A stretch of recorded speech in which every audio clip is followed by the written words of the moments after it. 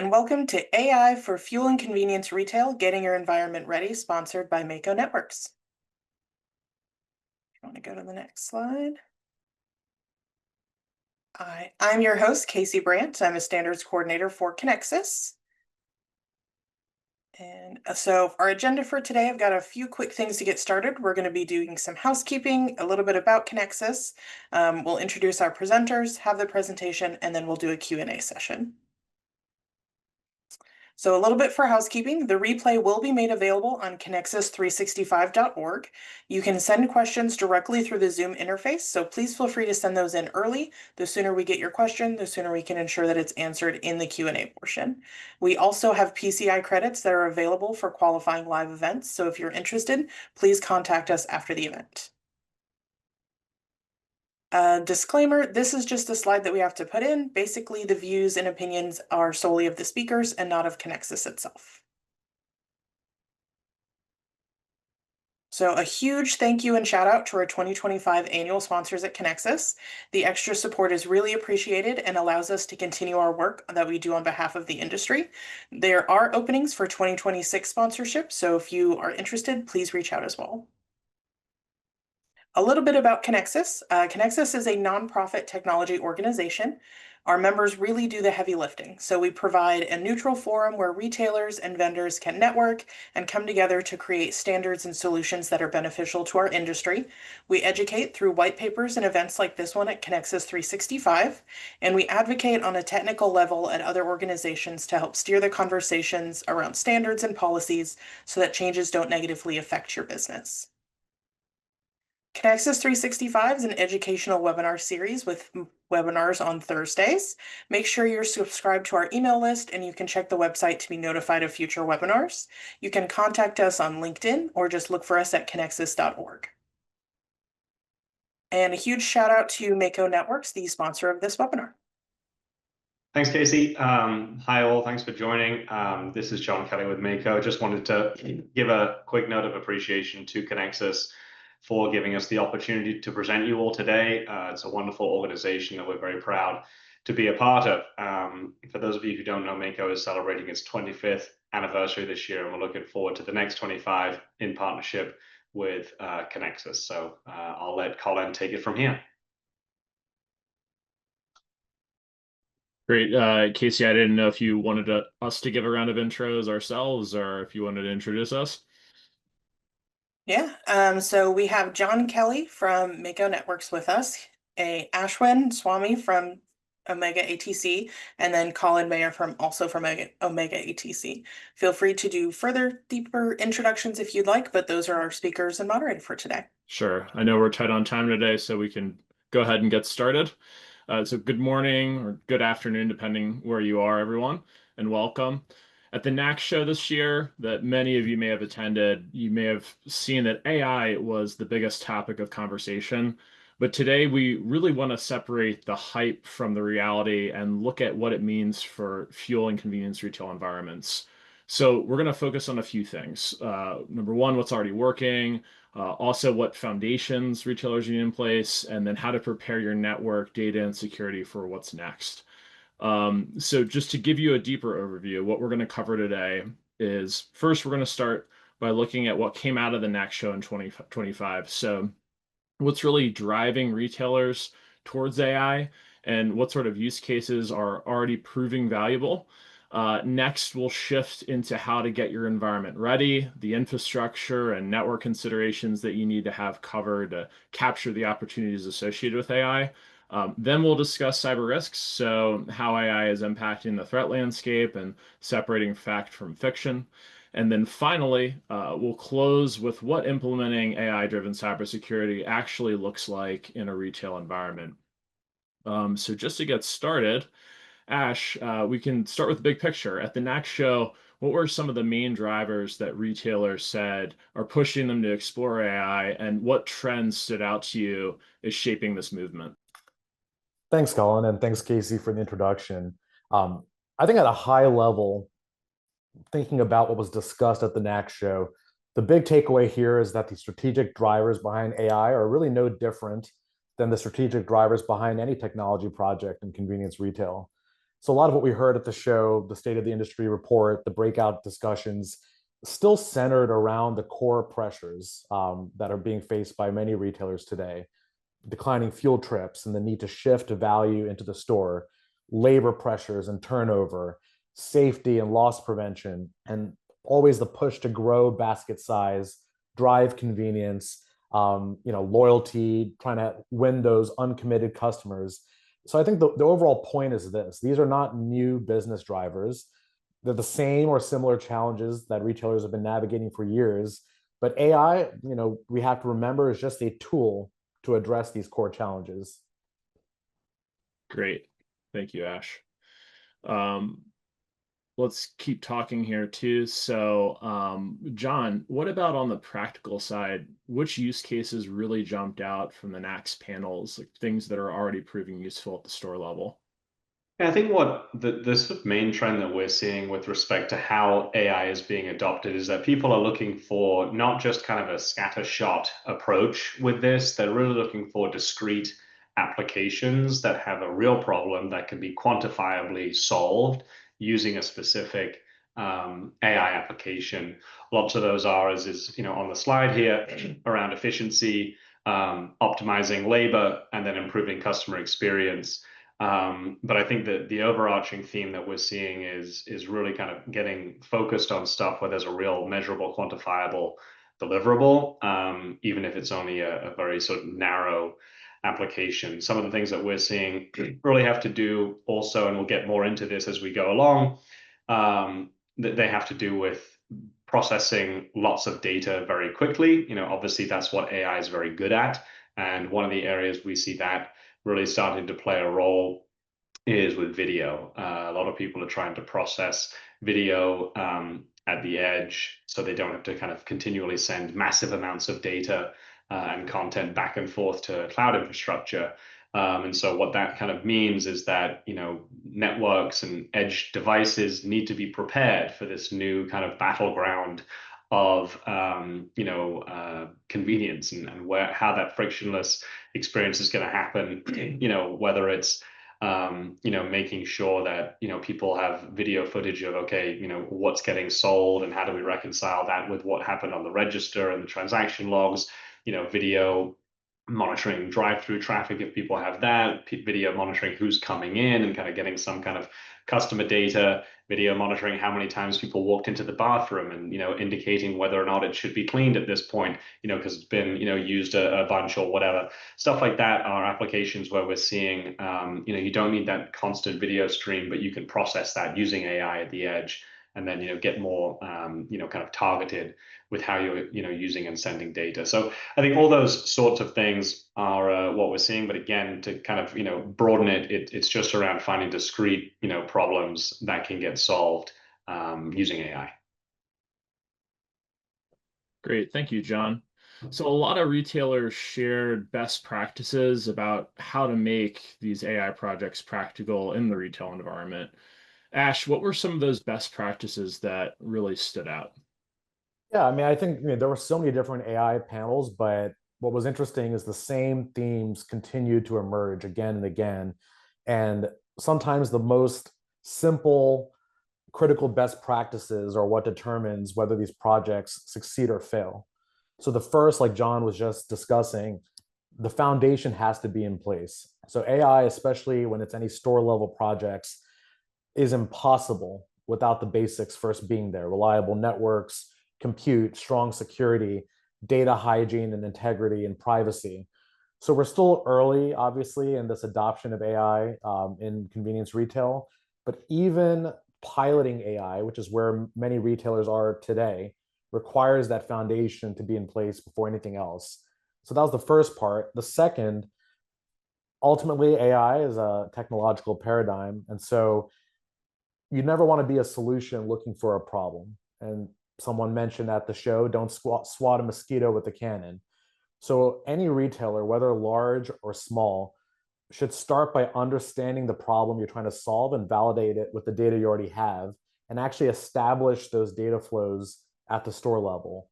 And even if it's not a large IT team, there's still plenty of data to be analyzed and explored: point of sale data, sales data, waste, labor, weather, and we can go on and on. So sometimes after exploring the data, retailers might find that the right solution isn't some big AI project at all. And then the third thing is, I think this topic of AI, because it's still so new and there's so many different use cases and implementation models out there, it can be overwhelming for some IT teams and technology leaders to consider.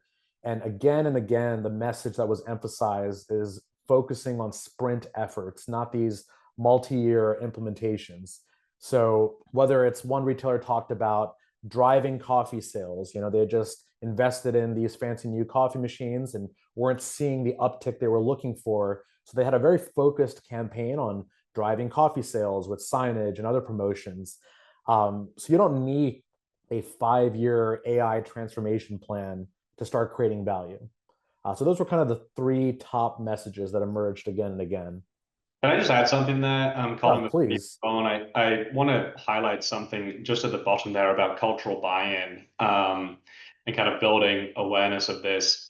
I think that's a really important piece that kind of gets sort of brushed aside. Before embarking on anything major like this, you got to make sure that people have the right mindset going into it, and communicating across your organization what the goal of this is, what the pitfalls might be, the fact that maybe some of these are going to be experimental and no one really knows what we don't know at this point with some of these AI tools. And so I think making sure your employees and the team are included in this process and this transition is also something that I think was something that I picked up on at the show, is that you can't do these things in a vacuum and just suddenly deploy them. Give people and empower people the opportunity to share what they think about AI and some of the potential applications that you may not have thought of, and kind of crowdsource some ideas. You have to be careful and thoughtful with it, because you don't want to kind of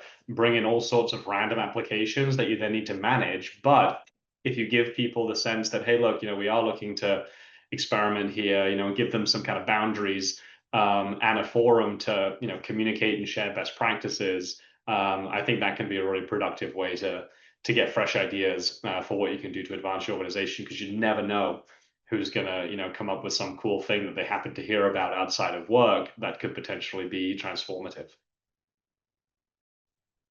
Absolutely. And Colin, as you go to the next slide here, we did get a question which in some ways ties into the slide, and Casey, feel free to jump in as well. The question was how to integrate all these great AI solutions when a lot of the major players don't have open APIs. Conexxus presented a fantastic roadmap at NACS Show built on these 3 pillars: on-the-go commerce, digital identity, and workforce technology. But I think one of the major focuses of Conexxus is for that interoperability, to have these APIs. And there was a great outlook, 1 to 3 years, 3 to 5 years, and 5 to 7 years as to what that roadmap can look like for the industry. So I would definitely recommend taking a look at that roadmap. And if you have questions about open APIs, Conexxus is the best source. But I think your concern is valid about how to actually implement these projects when some of the major vendors are not making these technologies and platforms as accessible as they need to be.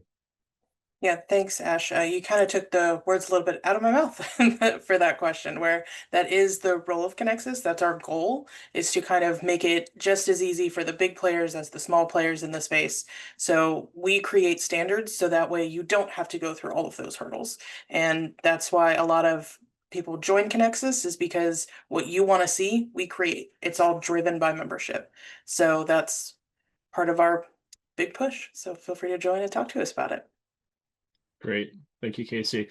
So that leads us right into our next section. So now John's up. So, if AI success depends on having the right foundation, what does that foundation actually look like? So, John, as retailers think about these projects, what needs to happen at the store level in terms of network, compute, and infrastructure for AI to really be feasible? Yeah, thanks, Colin.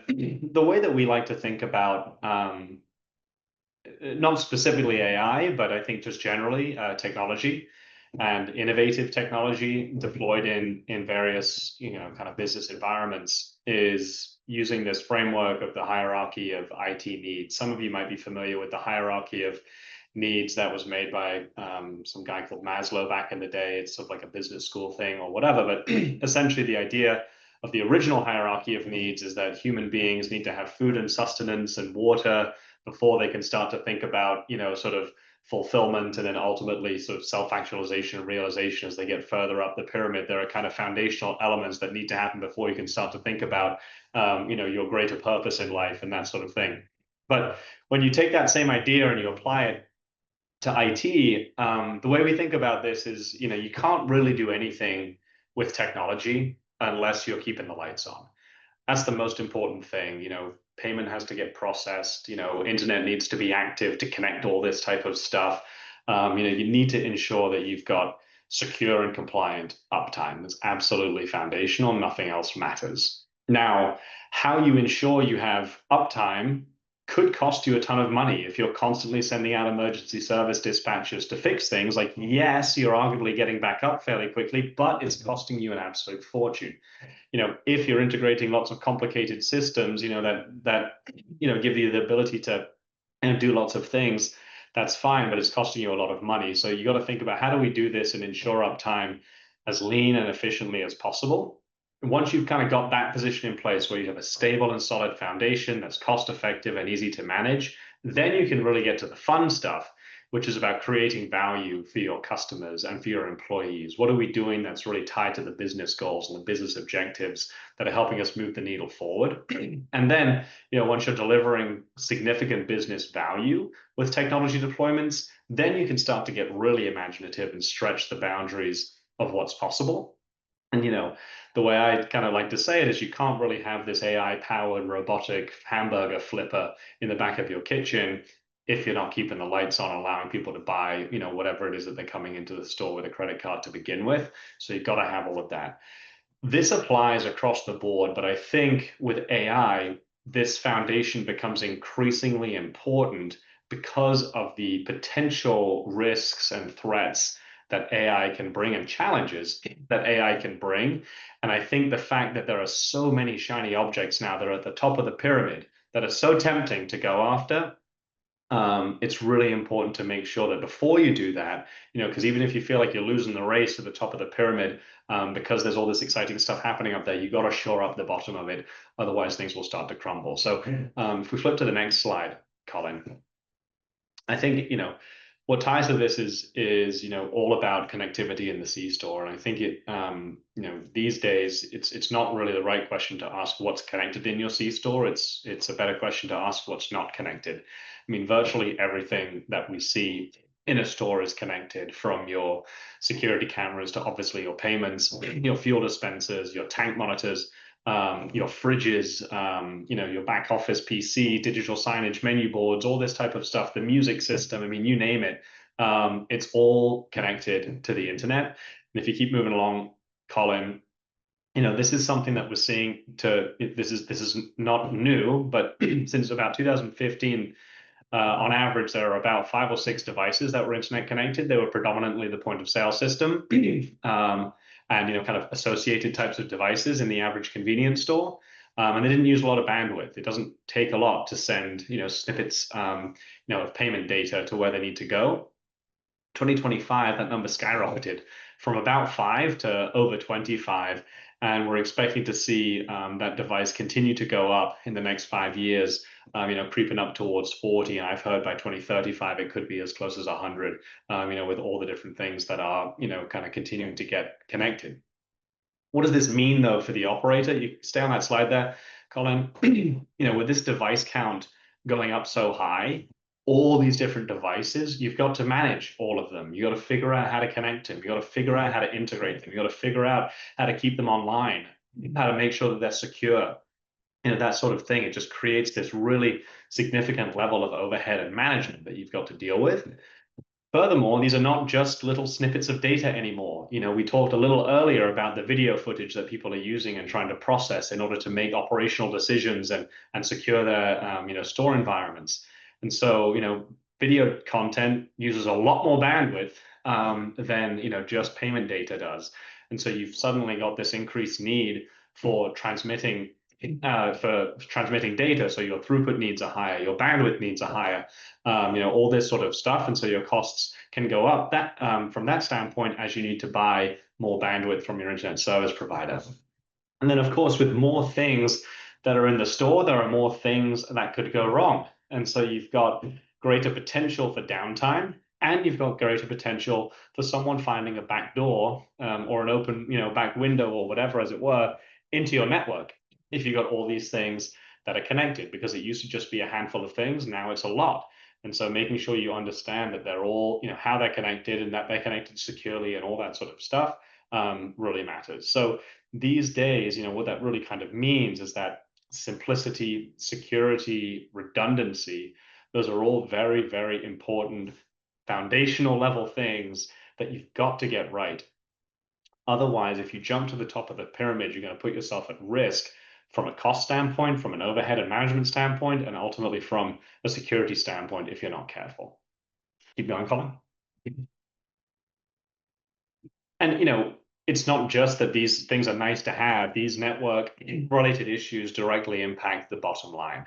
If your network goes down, I'm not telling you anything you don't know, but that directly correlates in convenience to lost revenue. Your goal is to get people in and out of the store as quickly as possible, spending as much money as possible. And if you can't process payments, according to the most recent max numbers, it's over $400 an hour in lost productivity and sales.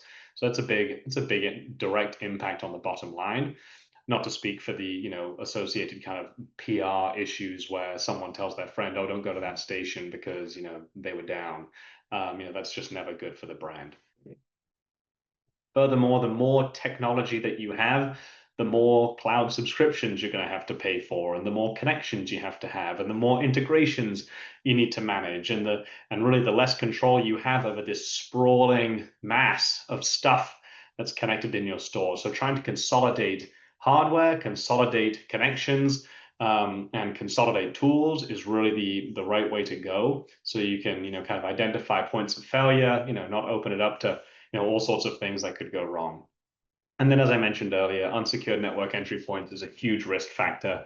And Colin and Ash are, very, keen on security and all of that, and can speak to this as well. But, anytime you've got an open backdoor to your network or your back office PC is one of the most high risk points of the entire store. It's remarkable that people don't do more to secure those things down. But breaches and ransomware, and we see all these headlines and stuff like that, it's just becoming increasingly prevalent. And I think in an industry like ours, that is used by a lot of people, that is known by a lot of people, and is in some cases a target, just based on the nature of what it is that we do.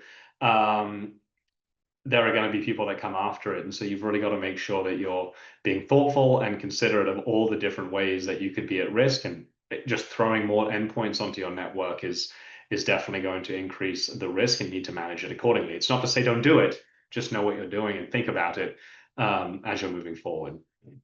Carry on, Colin.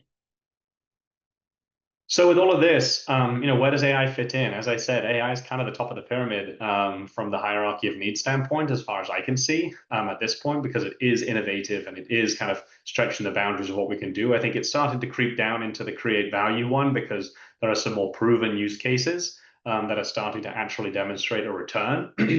But what does it actually mean to deploy these solutions at your store? Well, it's going to put increasing demands on your network hardware. And so AI processing, like I mentioned, processing that, that computer vision stuff at the edge, as opposed to sending it up to the cloud, means that you need to have more capable and stronger and higher throughput devices with AI chips and stuff like that at the edge.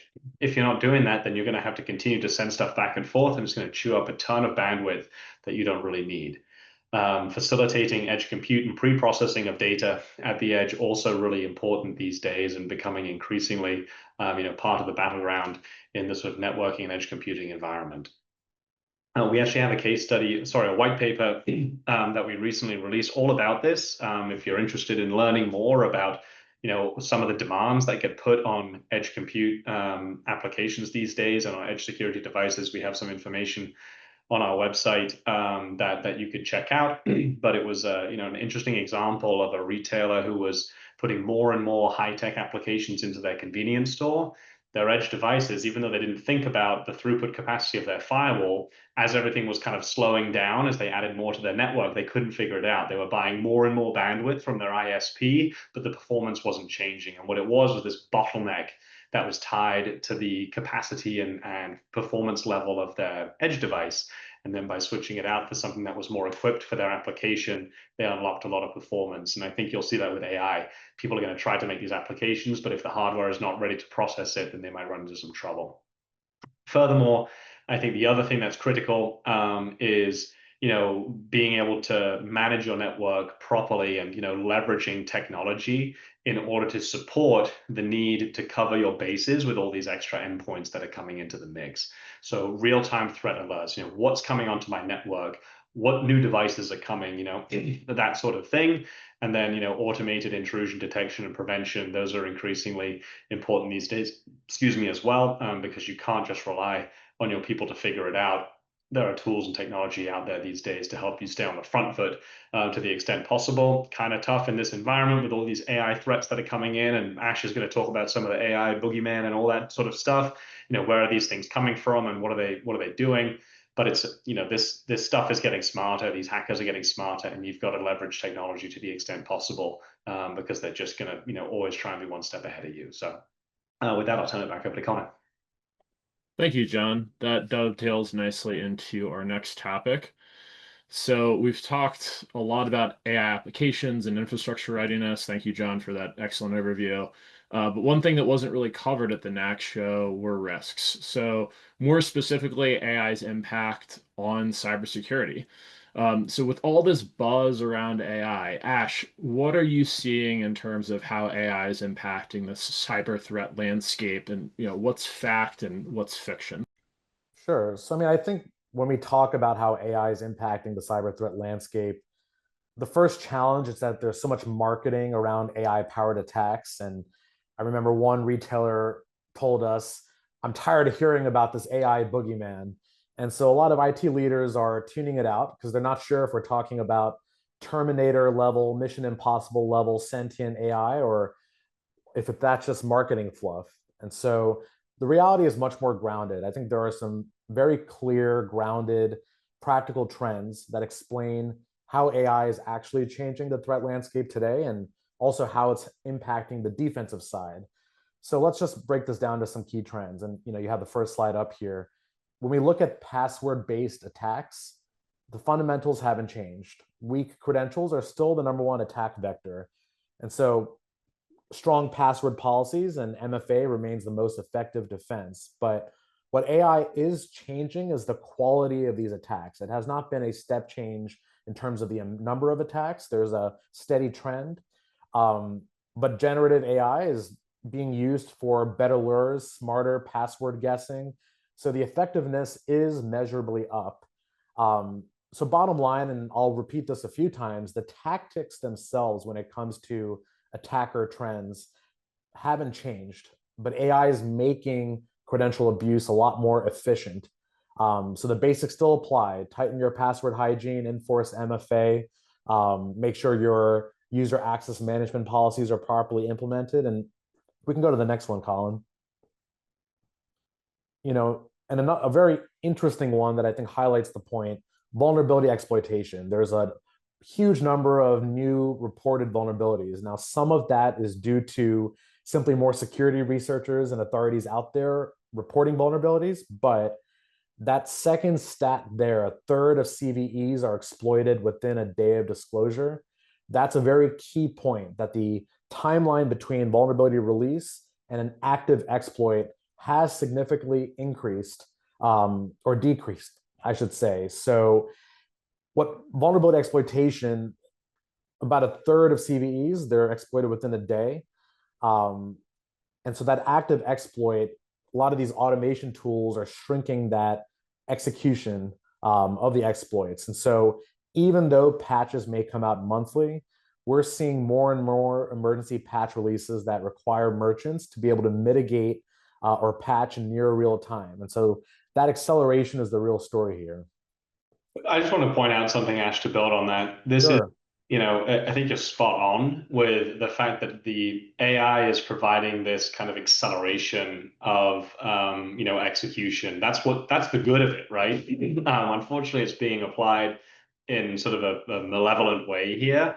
But, we just had this week, a brand new employee started, and she went into LinkedIn, she updated her, status as working for Mako Networks, and within a couple of hours, she got a text message from an unknown number posing as the CEO of the company, asking her to go and buy some gift cards and then to like send her the gift card numbers.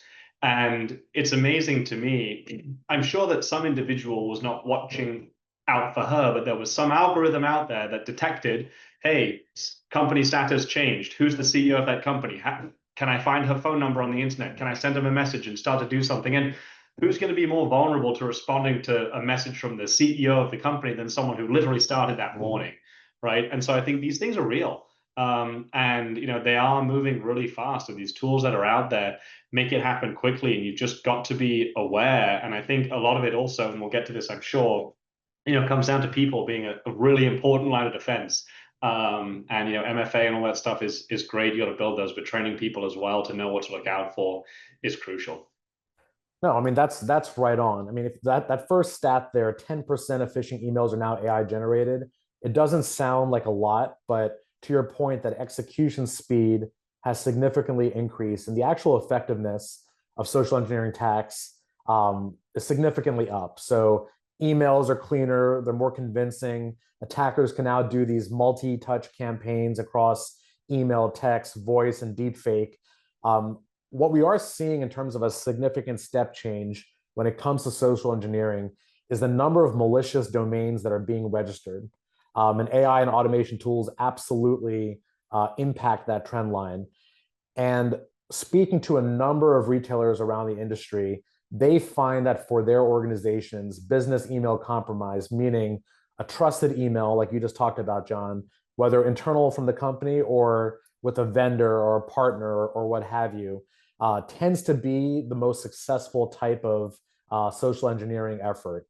So the core takeaway is AI isn't revolutionizing social engineering in terms of the number of threats, but it is absolutely making it more scalable, and the industry needs to be prepared for that. And like you said, people are the first line of defense. They don't need to just be the first line of weakness. Sometimes reporting these threats and being ready for deep fake videos or voice messages and things of that nature is absolutely critical. And you can go to the next one, Colin. Yeah, Ash, if I could chime in too, I think Please. it also relates around, earlier John talked about different people from your team bringing up ideas for AI and implementing those. And employees need to feel comfortable with upper level management, whoever their direct report is, to just, if they feel like there's a 1% chance that it might be a phishing or a phishing attack, they just need to be able to feel comfortable enough to ask. So just, with certain things, obviously you don't want to overmanage or micromanage people, but definitely we would recommend with these new forms of AI attacks that whoever you're onboarding, like in the case of the situation that Mako is dealing with that new hire, whoever you're onboarding knows, like, hey, when it comes to cyber risk, you can ask at any time. Like it's better to be overcautious than undercautious with these new risks that are popping up in AI. But Ash, I'll let you take away the execution speed slide. Absolutely, and you're right on. And I think this slide once again highlights what John was mentioning earlier, that the speed from initial compromise to actually lateral movement or some other kind of activity is increasing year over year. And that is an AI and automation driven trend. So the key takeaway here, though, is the exact tactics, the attack chain has not changed. The speed has changed. So the major impact of that and the onus then is on the defensive security operations to be able to detect and respond and mitigate much more quickly, because the attacks are happening much more quickly. That dwell time for the amount of time that an attacker is on your network before they take some sort of action is significantly decreasing. And the good news, if you go to the next slide, Colin, at least as far as today is concerned, can't guarantee 10 years from now, but AI has been a step change for the defensive security operations when they're leveraging the tools that are available today. Response times drop significantly. So AI can autonomously respond based on business policies, there's stronger detection logic, more accurate risk scoring. Incident response playbooks can be automatically executed.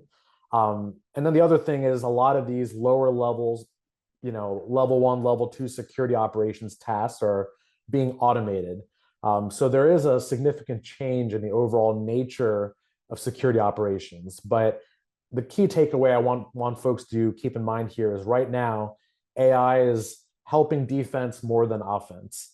And if the overall kind of shift in the threat landscape is the attack speed, right now, those defensive security operations that are armed with AI are actually improving the response speed faster than the offensive side is attacking. I think, are you on mute, Colin? Yeah.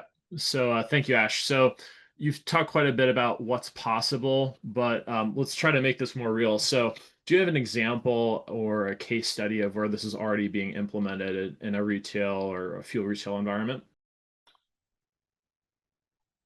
Absolutely. We've spoken to several retailers, some that are using, your managed service providers, and others that are doing it internally.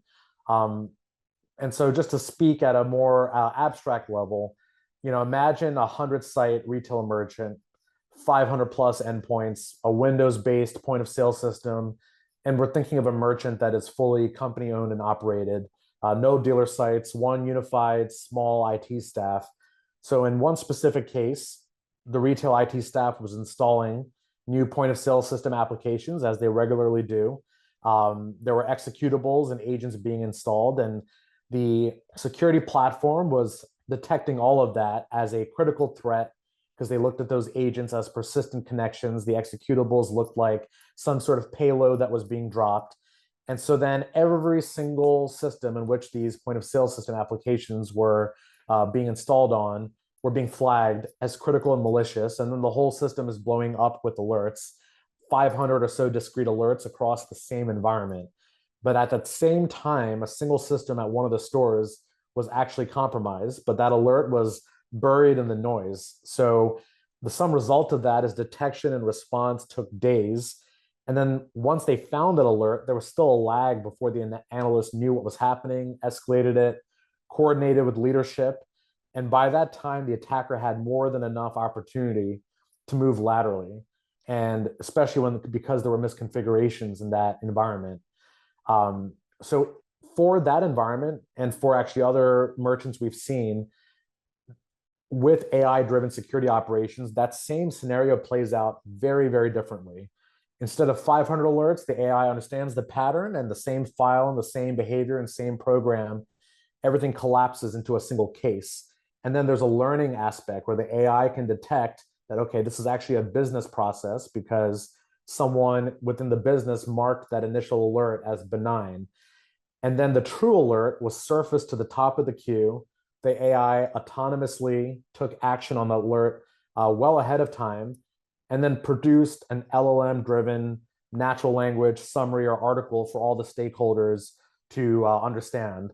So, and even before that, actually, the AI-driven operations allowed the IT to identify the highest risk assets because the AI platforms ingest far more data. It ingests vulnerability data, it ingests business processes, maybe firewall rules were temporarily opened.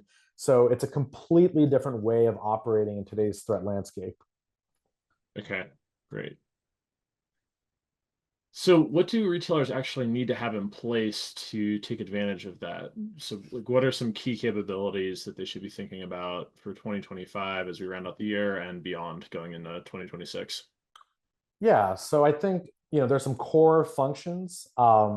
First is AI dramatically improves detection accuracy. So true machine learning that adapts as the environment changes. The second thing is, like I just mentioned in that case study, the ability to build cases and correlate across stores and endpoints and understand that it's a similar attack pattern. So that eliminates a lot of noise and a lot of discrete alerts and analysts having to just close a bunch of tickets. The third is that LLM driven natural language and querying. Like this slide says, if your security operations tools cannot speak in plain English, they're not ready for 2025.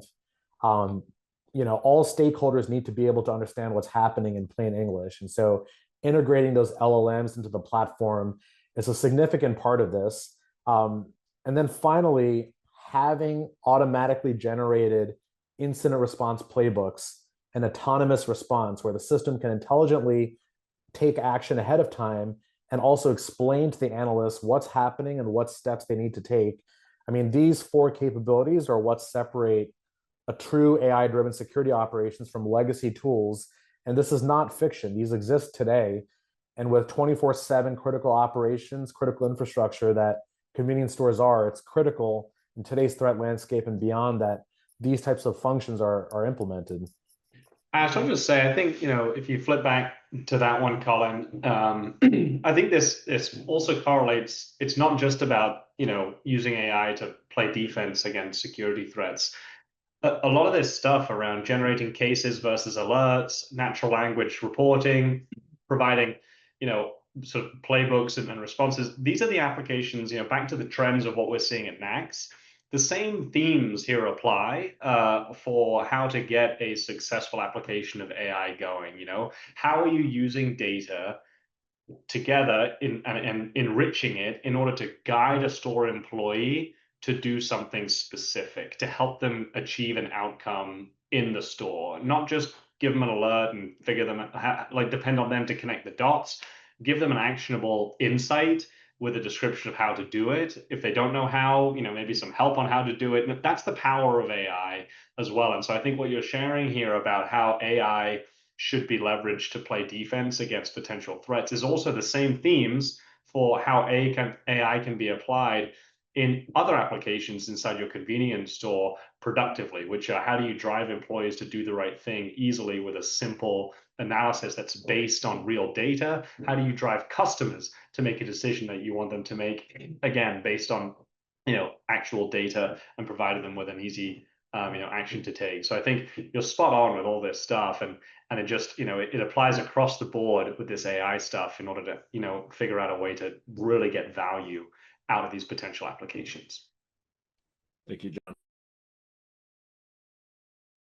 So Ash, continuing on the enterprise management side.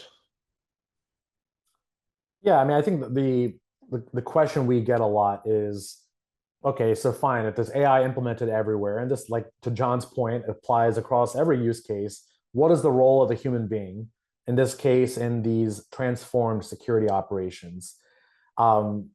To John's point, AI is ultimately there to assist us and ideally allow us to understand context better and where to focus. And so a lot of that whack-a-mole defensive security operations are going to be heavily transformed. There's no doubt about that. But AI allows security teams to actually do the activities that move the needle when it comes to enterprise risk. So red team security testing, more focus on social engineering, being able to proactively implement compensating controls and security defenses when the AI says, hey guys, this store and this site is your highest risk asset. Focus there first. There's vulnerabilities there that are older than 30 days, and there are misconfigurations, and the firewall rules or allowances are a little bit less at that site. This specific point of sale system or site controller, lock that down. The AI is there to be able to communicate with IT teams in that way and help them make decisions ahead of time. So it's a total transformation of the defensive security operations. And then as far as practically, I mean, this all sounds great. The next question we often get is, how the heck do you implement this in a convenience retail environment? Similar, like to John's point, similar process applies. Number one, you have to actually have the data in order for the AI to be able to do anything. And that right now we see as an issue that all these different security tools, all these systems, these devices, not just at the edge, but also in the cloud, those data flows have to be established. And, so you have to first identify where the data first needs to come from. And then on the next slide, Colin, there's obviously many different ways to then ingest that data. There are often APIs, and Conexxus may have standards for being able to collect certain data. Where does the collector need to sit? Is it on the edge? Is it collecting over VPN with the collector in the corporate environment? Is the collector situated in the cloud? And then also, a lot of times data collection in the convenience retail environment can be a huge pain if the egress requirements are not properly implemented because some sort of host-based software is being blocked by a firewall rule. All these things need to be assessed and analyzed ahead of time. And then as we go into step 3, even for retailers who are managing this internally and are asking themselves, okay, I have this large Splunk or Elastic implementation or whatever it is, the steps from taking these legacy SIMs or these SIMs, these security information and event management platforms that are in place, and upgrading them is going to consist of a similar set of steps, whether you're using a service provider or doing it internally. It's first building out these AI models, and there are publicly available models that have been trained on. It's integrating these LLMs into the platforms so that way that natural language driven querying and response is actually available for all stakeholders to use and understand what's going on. And then we get into this autonomous response. And Colin, you can go on the next slide. I think the trick or the kind of difficulty in a convenience and fuel environment is understanding when and when not you want autonomous response. You don't want necessarily a fuel controller or a site server being isolated from the network and taken offline if it brings down your store operations. So there is an art and a science to this, and every retail operation needs to understand what policies apply, for their environment. But the sum result, kind of the before and after here, is a security platform and overall operation that is able to intelligently and autonomously respond and proactively communicate that to stakeholders to make intelligent decisions about how to resolve an incident or where to implement proactive security measures, and where the highest risk assets are. So it's a whole different shift in terms of how retailers are interacting with their systems and how IT teams are interacting with their systems on an ongoing basis.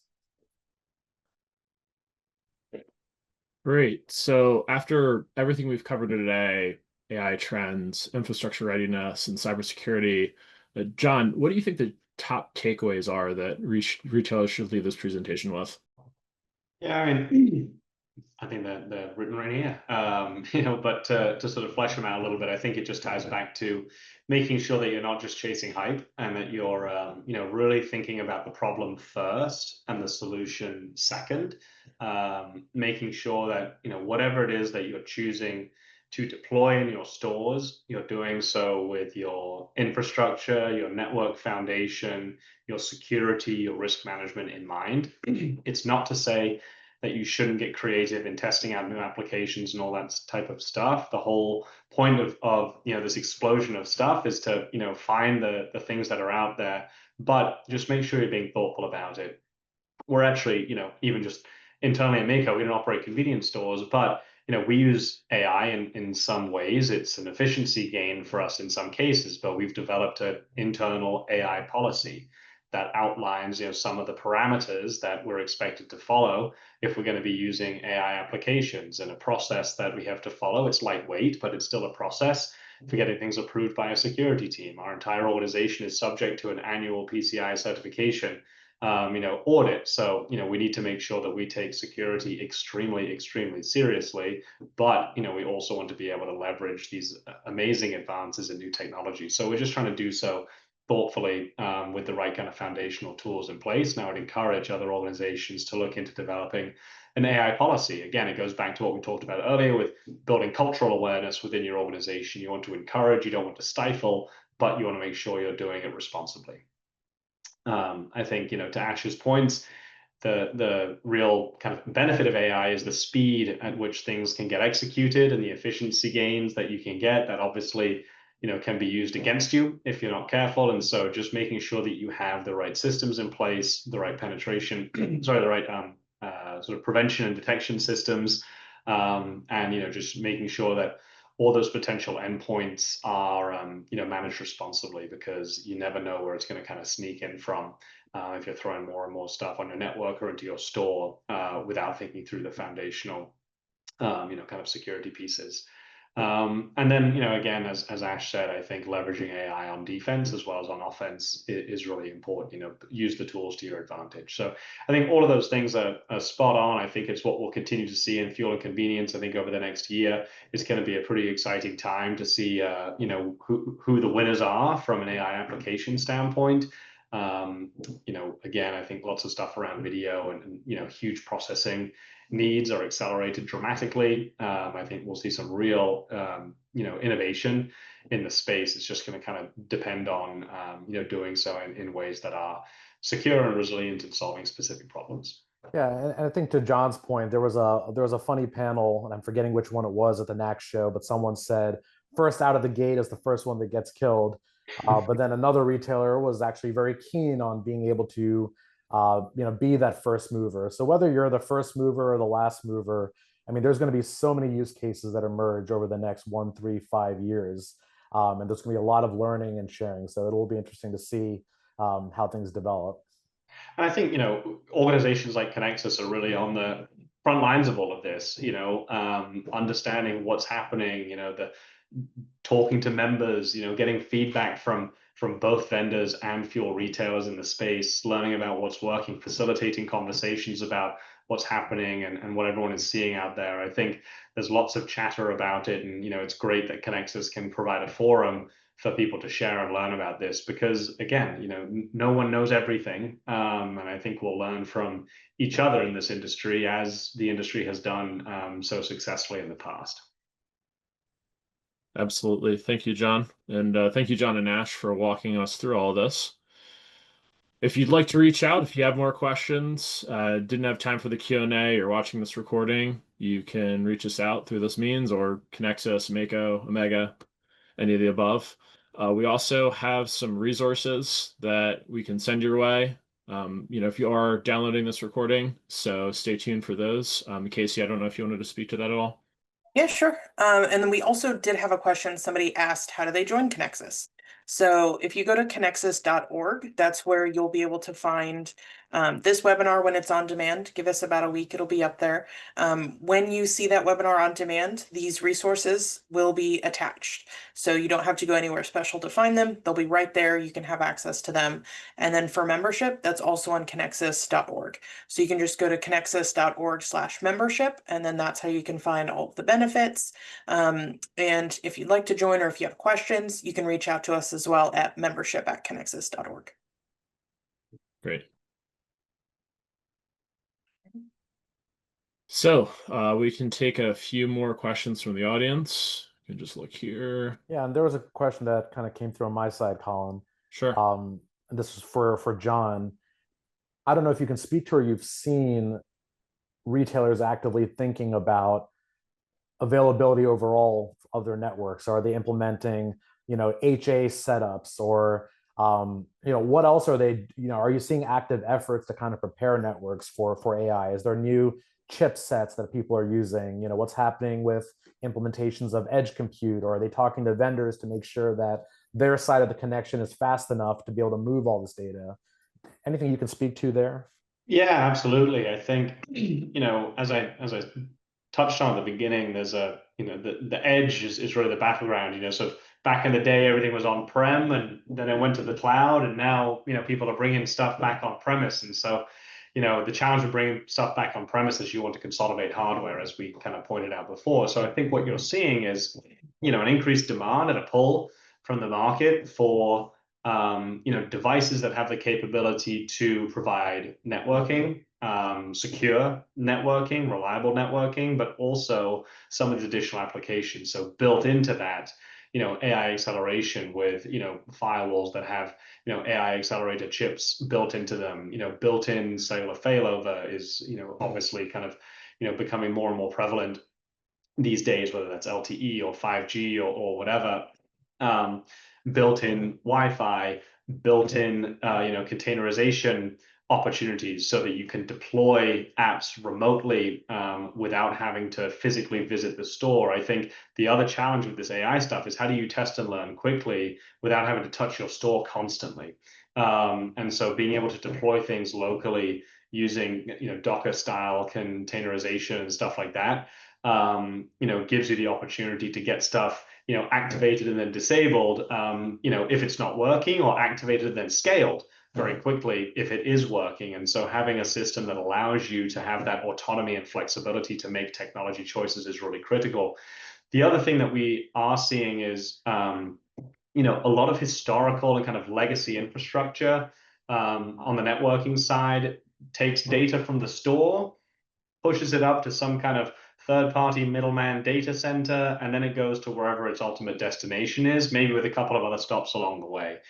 And so, what we're now seeing is an increased kind of, sort of approach with, sort of broader SD-WAN type, technology, software-defined wide area networks with endpoints that are established actually at the host. So a payment processor might have a VPN concentrator, connected to lots of, individual stores. So you're cutting out kind of a middle layer of transmission. Again, it just improves redundancy, reliability, potential failure points, all that sort of stuff.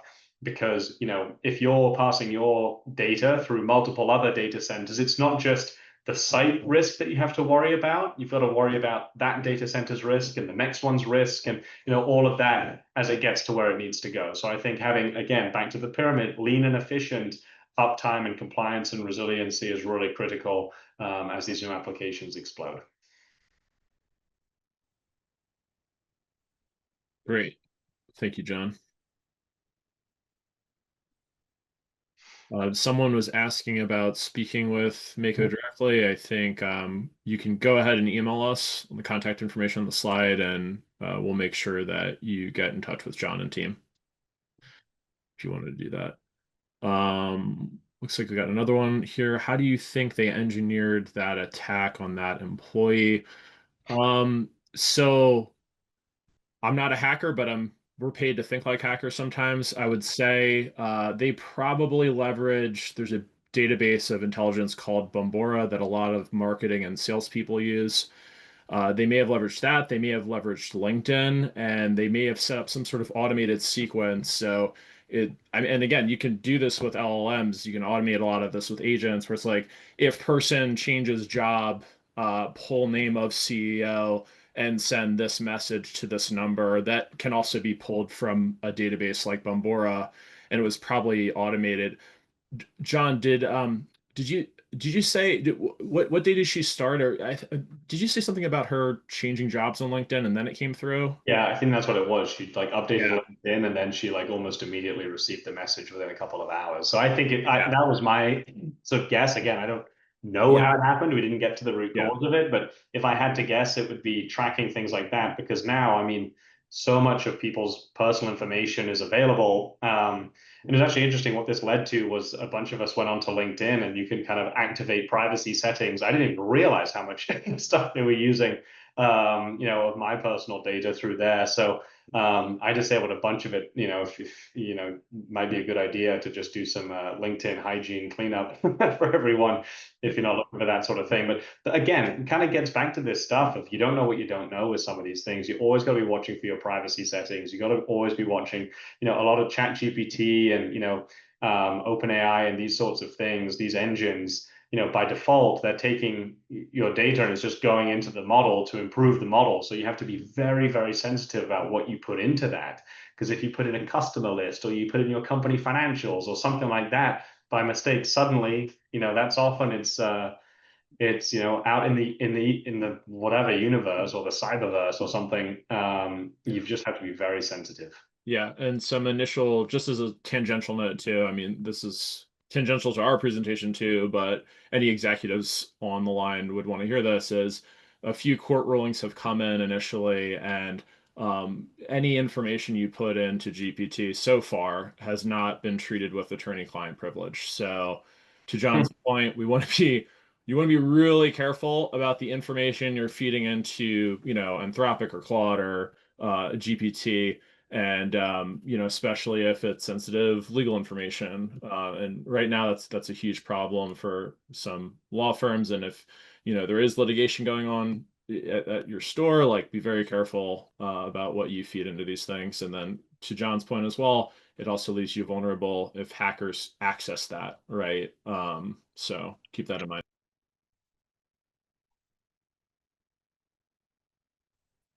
Do we have All right. anything else? So I say that'll probably wrap up the webinar for today. I just want to do a big thank you to Mako Networks and Omega ATC for doing this for us, and Jon, Colin, and Ash for giving us their expertise. If you have any questions, again, all of their emails and everything will be in the slide deck that's attached to the on-demand after this presentation. All right, and stay tuned for future ones. Thank you, everyone. Thanks, everyone. Thanks everyone for joining. Thanks, Casey.